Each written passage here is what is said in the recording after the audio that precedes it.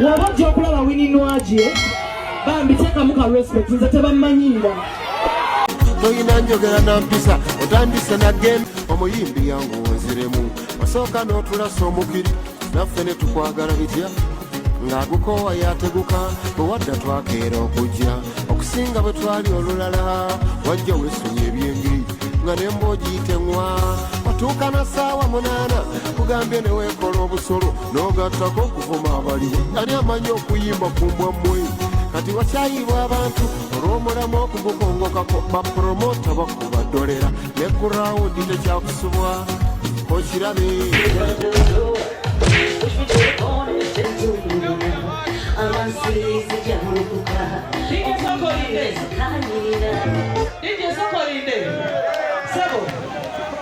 Vidiyo eno ngikoledde omukyala omuyimbi w'eggwanga n'antakwatwako n'antamanyiirwa omuyimbi yatuuka eyamalayo atamanyiirwa bafanzi Winnie NWAGI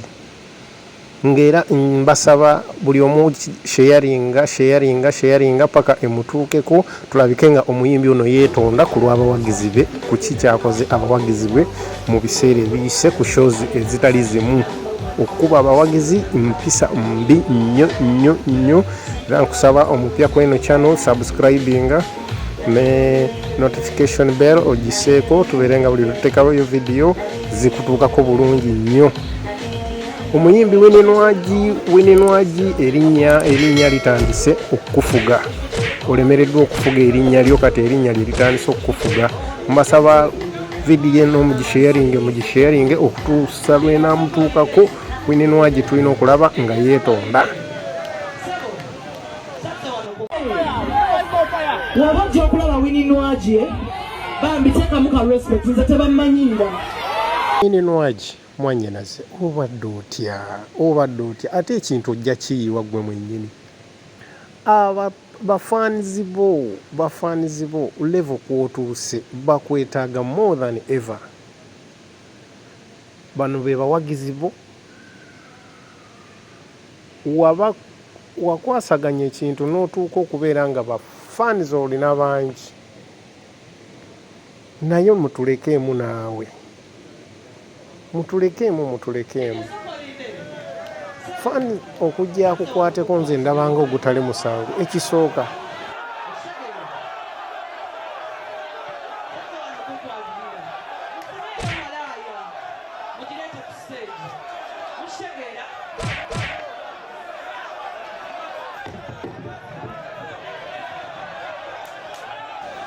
katumwanyinaze Winnie NWAGI kankubuuzeemu omusiraamu seeka atanywa mwenge atalya mbizi ekimuyingiza mu bbaala kibaaki tayagala mwenge gumuyiikire naye atayingira mu bbaala mutuveeko nammwe mutuveeko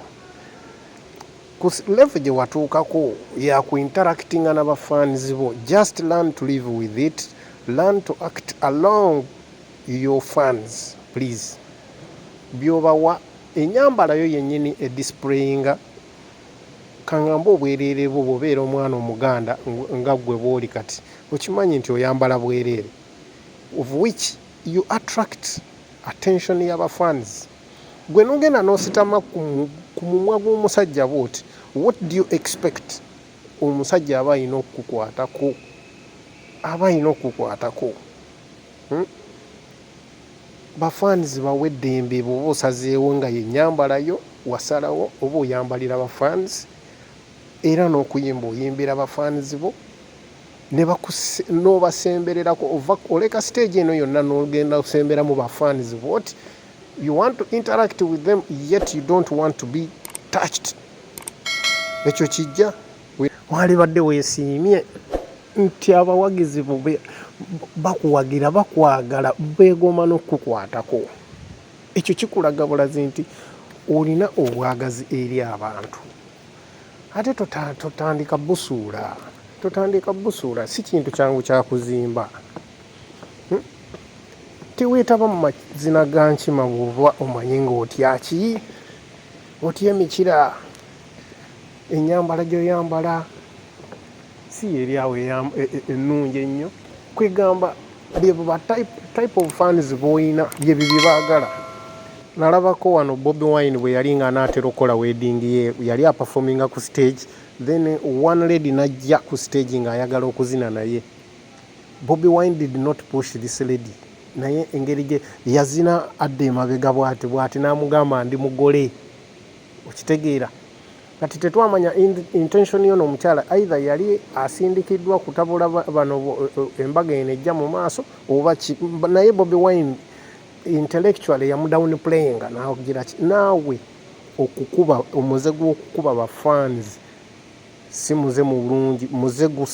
gukujjako obuwagizi ate nga wali kikozesezza ekyo okukitwala it is an advantage to you oba muwagizi ayagala okukwatako ogezaako okudda emabega n'atakutuusaako mukono gwe bw'owulira nga toyagala akukwateko okusinga lwoddera microphone nti okube omuwagizi